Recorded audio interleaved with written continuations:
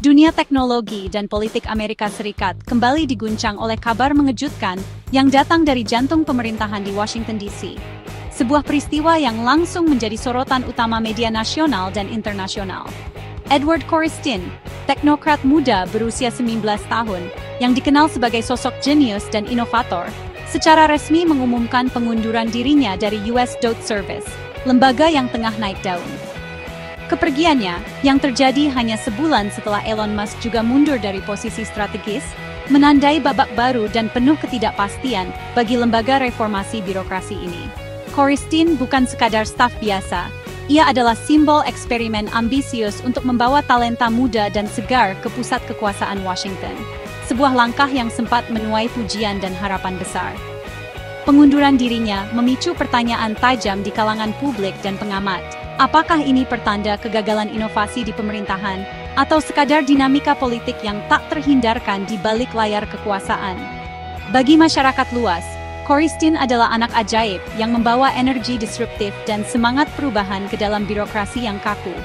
Namun bagi para kritikus, kepergiannya justru dianggap sebagai bukti nyata kekhawatiran mereka soal risiko merekrut figur muda dan kontroversial ke dalam sistem pemerintahan. Peristiwa ini menyoroti benturan budaya antara dunia startup yang dinamis dan birokrasi yang penuh aturan, serta memaksa pemerintah untuk mengevaluasi kembali strategi inovasi dan perekrutan talenta di masa depan.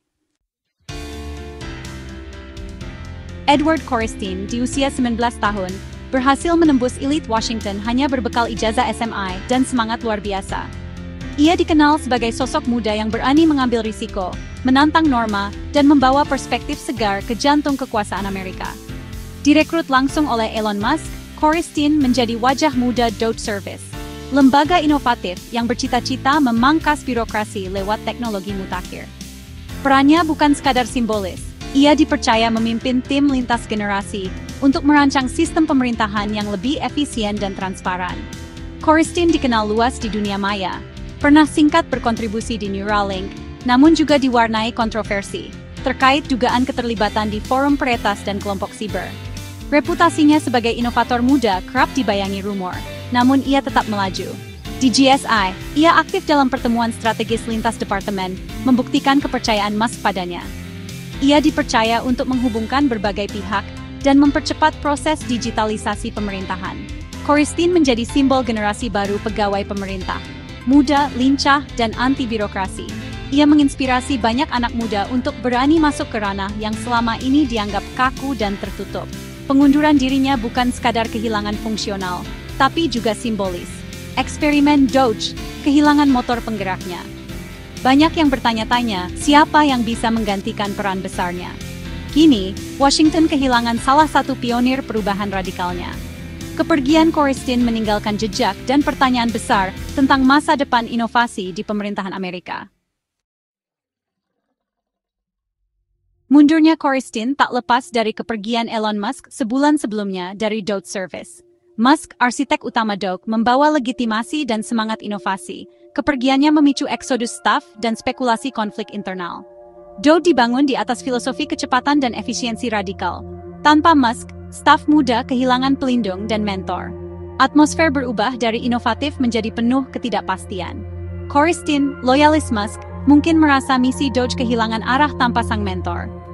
Kini DOGE dipimpin Russell Vought, yang lebih tradisional. Pergeseran ini memicu Corristin mundur. Bagi teknokrat muda, era eksperimen radikal tampak berakhir.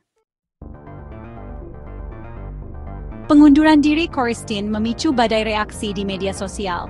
Pendukungnya meratapi hilangnya talenta brilian yang selama ini dianggap sebagai otak di balik-balik banyak terobosan DOGE. Di sisi lain, para kritikus merasa keputusan ini sudah tepat dan bahkan melegakan. Tagar Bring Back Corristin ramai, menjadi trending topic selama berhari-hari, memperlihatkan betapa besarnya pengaruh Corristin di komunitas teknologi. Namun, tak sedikit pula yang skeptis. Menilai ini adalah akhir dari eksperimen berisiko yang selama ini dijalankan DOGE, dan mempertanyakan masa depan perusahaan. Spekulasi bermunculan, apakah pengunduran diri ini merupakan bentuk protes solidaritas pada Musk, atau justru reaksi spontan terhadap kekacauan internal yang semakin tak terkendali di tubuh DOGE.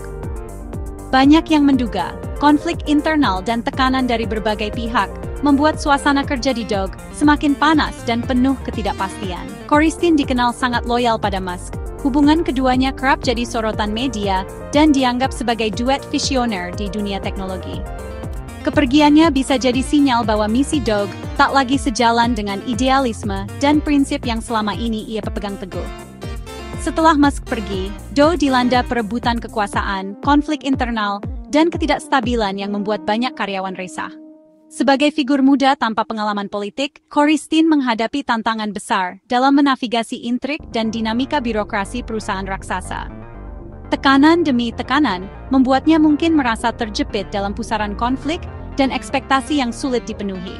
Mundur jadi satu-satunya jalan keluar dari tekanan dan situasi yang tak lagi kondusif demi menjaga integritas dan kesehatan mentalnya.